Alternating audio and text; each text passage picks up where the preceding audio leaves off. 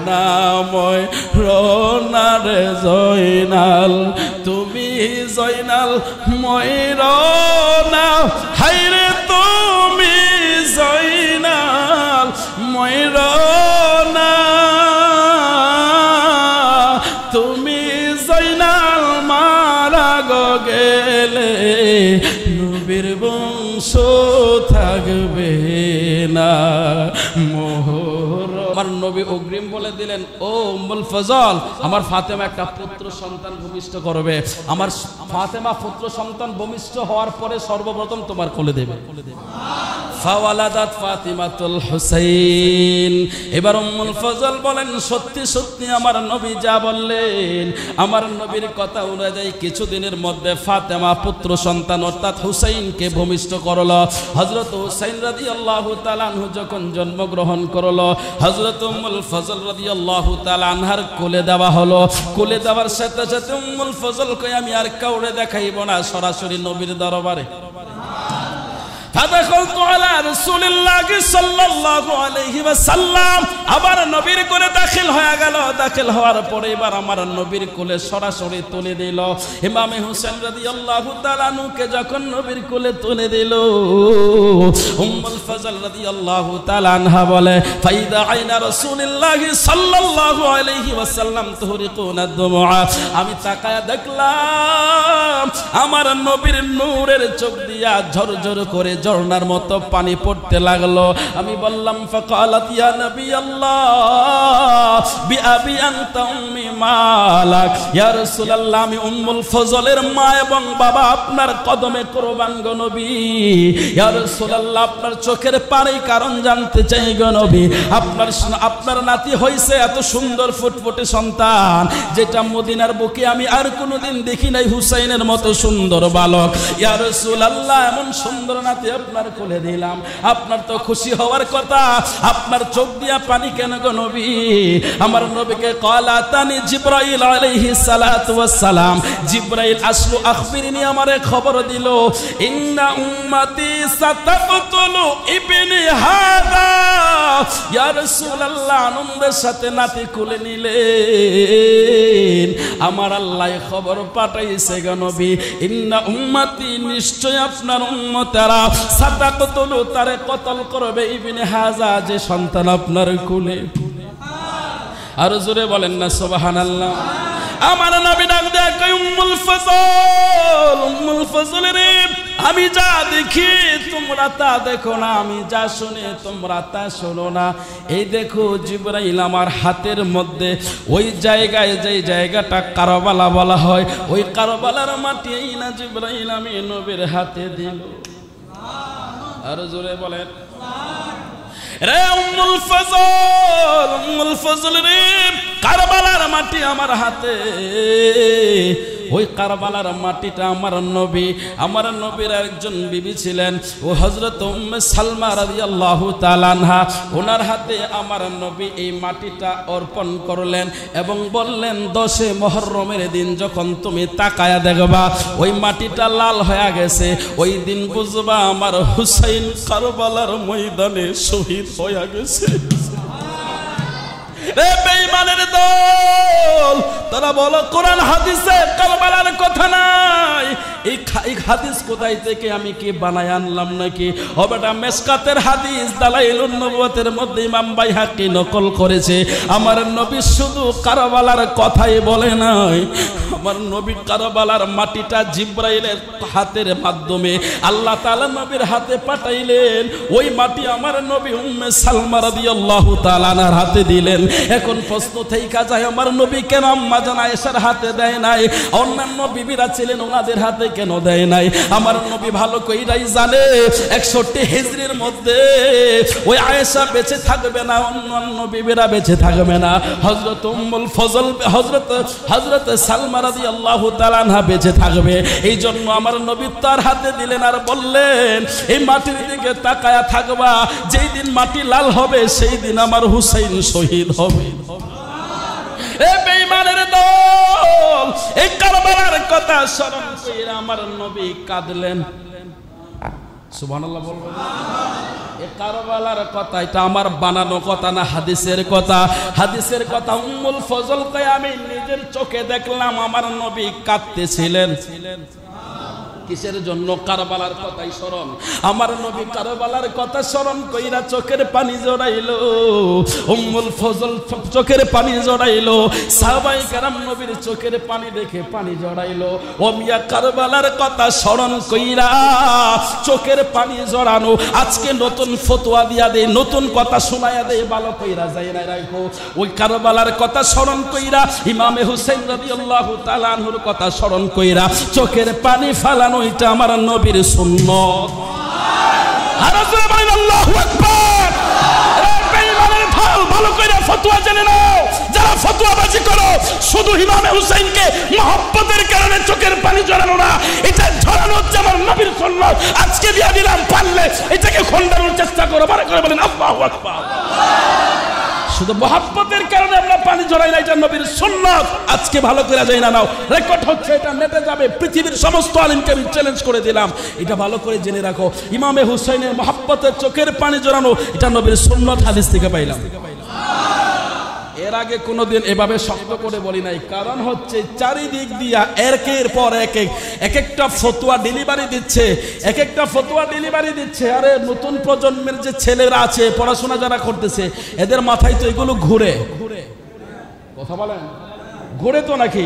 তো এরা আস্তে আস্তে করে ভিতরে প্রশ্ন জমা হয়, আস্তে আস্তে করে প্রশ্নবিদ্ধ হয়। তো এইগুলো জমতে জমতে বিন্দু বিন্দু করতে করতে তো সিন্ধু হয়। কথা বলেন ঠিক কিনা? তো এরাই দেখবেন এক সময় এইসব ফতোয়া এরা মাইরা দিছে। এগুলো জায়েজ না, এগুলো করা যাবে না, হারাম। কথা বলেন ঠিক কিনা? এই জন্য সতর্ক হওয়ার দরকার আছে। তাহলে আজকের পর থেকে ইমামে হুসাইন রাদিয়াল্লাহু তাআলা আনহুর কথা স্মরণ করে, ওই কারবালার কথা স্মরণ করে চোখের পানি ফালানো, আজকে থেকে ফতোয়া আপনারাও দিবেন যে এটা নবীর সুন্নাত। কেডা? জোরে বলেন না, আরো জোরে। সন্দেহ থাকলে বলার দরকার নাই, হাদিস তো আমি বলে দিলাম, মিশকাতের হাদিস, দালাইলুন নবুওয়াতের হাদিস।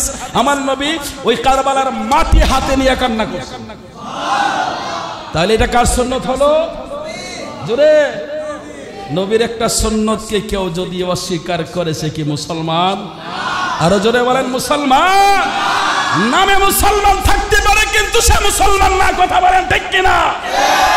তাহলে আজকের পর থেকে আমাদের এটাই ফাইনাল কথা, ইমামে হুসাইনের মহব্বতে, কারবালার মহব্বতে চোখে পানি ঝরানো নবীর সুন্নাত। হাদিস কোথায়? মিশকাতের হাদিস। কোন হাদিস? মিশকাতের হাদিস, দালাইলুন নবুওয়াতের মধ্যে আসছে। আরো যদি হাদিস লাগে আপনারা বলবেন, হাদিস দেওয়ার জন্য, আমরা বলার জন্য আমরা আহলে বাইতের গোলামরা প্রস্তুত আছি। मुझे इल्म नहीं तो क्या हुआ, मैं तो आहले बायात का गोलाम हूँ। আমার ইলম নাই, কালাম নাই, তাতে কিছু আসে যায় না। আমার পরিচয় আহলে বাইতের গোলাম। আর জোরে বলেন সুবহানাল্লাহ। আমার নবী কান্না করলেন, উম্মুল ফজল রাদিয়াল্লাহু তাআলা আনহার হাতে মাটি দিলেন।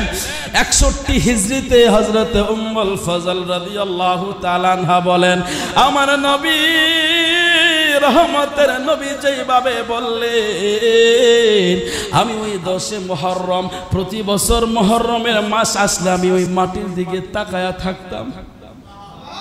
আরো জোরে বলেন সুবহানাল্লাহ। আমি প্রতি বছর মুহররমের মাসে ওই মাটির দিকে তাকায়া থাকতাম, ওই মাটির দিকে তাকায়া থাকতাম। ঠিক একই সময় 61 হিজরি চলে আইলো। ওই মাহে মুহররমের 10 তারিখে আমি যখন মাটির দিকে তাকায়া রইলাম, আমি দেখলাম মাটিটা আস্তে আস্তে করে লাল হইতে লাগলো। আমি উম্মুল ফজল নবীর কথা স্মরণ করলাম। আমার নবী বলছে 10 মুহররমের দিন হুসাইন নাকি শহীদ হয়ে যাবে। মাহে মুহররমের 10 তারিখে উম্মুল ফজল কান্না করতে করতে ঘুমায়া পড়লেন। ওই দিক দিয়া নবীর একজন সাহাবী খানায় কাবার সাথে হেলান দিয়া নিদ্রায় চইলা গেলেন। এমন সময় তিনি স্বপ্ন দেখে আমার নবী, রহমতের নবী, হাতের মধ্যে রক্ত মাখা জামা, আমার নবীর মাথার চুলগুলো এলোমেলো, নবীজির দাড়ি মুবারকের মধ্যে ধুলাবালি লাগিয়া রইছে।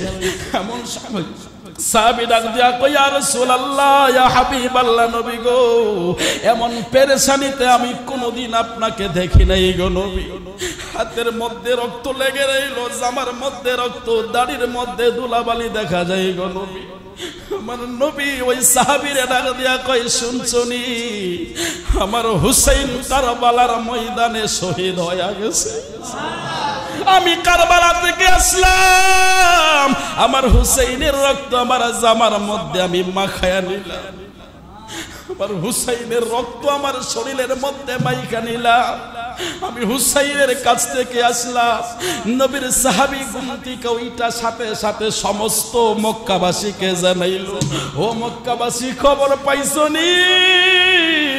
পাইছনি নবীর কলিজার টুকরা ইমামে হুসাইন আজকে শহীদ হয়ে গেছে অন্যান্য মুসলমানরা ডেকে বলেন তুমি কেমনে জানলা কিভাবে জানলা তিনি বলেন আমি এমনি এমনি জানি না আমার নবী আয়েশা বইলা গেছে নবী কারবালার ময়দান থেকে আসছে ও বেঈমানের দল কেমনে কও নবী মইরা গেছে হাইরে নবী মইরা গেলে কারবালার ময়দানে কেমনে গেল নবীর শরীরের মধ্যে ইমামে হোসেন রাদিয়াল্লাহু তাআলা আনহুর রক্ত মোবারক লাইগা রইছে আমার নবী ইমামে হুসাইন রাদিয়াল্লাহু তাআলা আনহুর শিরের পাশে বসে কান্না করলেন আমার নবী যদি হুসাইনের জন্য কান্না করতে পারে আর আমরা কান্না করি যার মহব্বতে আমার নবীর চোখের পানি ঝরে সাহাবীরা যাকে স্মরণ করে ইনাদের যদি গুনাহ না হয় ইনারা যদি জাহান্নামী না হয় আমরা কেমনে জাহান্নামী হব মনে রাখবেন এগুলো অন্য কিছু না এগুলো হলো বাউতাবাজি এদেরকে কিভাবে ইসলাম থেকে দূরে সরানো যায় আমার নবী বলছে তোমরা কোরআন হাদিস এবং আহলে বায়াতকে আঁকড়ে ধরো যারা কোরআন হাদিস নিল আহলে বায়াত ছাড়া দিল তারা পথভ্রষ্ট আর যারা কোরআন এবং আহলে হাদিস আহলে বায়াত দুটোটা ধরে রাখলো তারাই হলো সিরাতে মুস্তাকিম কথা বলেন ঠিক কিনা এই জন্য তাদের এই ফতোয়াগুলো ডেলিভারি দেওয়ার কারণ হচ্ছে এদেরকে আস্তে আস্তে করে ফতোয়া দিয়ে সরানোর কারণ হচ্ছে এদেরকে দূরে সরাইয়া দিতে পারলে আহলে বায়াতকে দূরে সরাইতে পারলে তাদের অন্তর থেকে ঈমান নেওয়া যাবে কথা বলেন ঠিক কিনা এই জন্য আমরা জীবন দিতে রাজি কিন্তু ঈমান দিতে রাজি না কথা বলেন ঠিক কিনা আমার নবী রহমতের নবী 10 মুহররম কারবালার ময়দানে এই 72 জন শহীদের মধ্যে একজন করে যদি 2 মিনিট করে বলে তাহলে 272 অনেক সময়ের দরকার এত লম্বা সময় বলা যাবে না ইমামে হোসেন রাদিয়াল্লাহু তাআলা আনহু 10 মুহররম ইমামে হোসেন রাদিয়াল্লাহু তাআলা আনহুর কথাটাই তুলে ধরি এরপরে ধারাবাহিকভাবে সময় পাইলে পরে বলবো ইমামে হোসেন রাদিয়াল্লাহু তাআলা আনহু 10 মুহররম ফজরের নামাজ পড়ে কোরআন তিলাওয়াত